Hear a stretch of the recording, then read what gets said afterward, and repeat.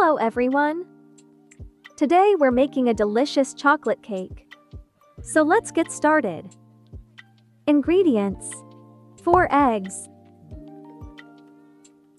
2 cups of cocoa powder,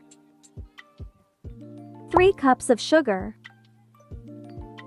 3 cups of flour, 2 cups of milk,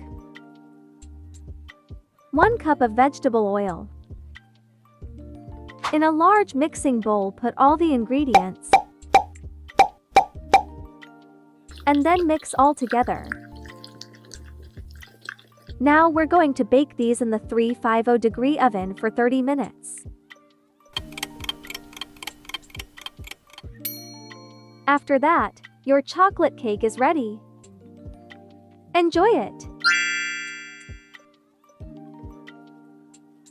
Thank you for watching. Please subscribe to my channel. See you later. Bye.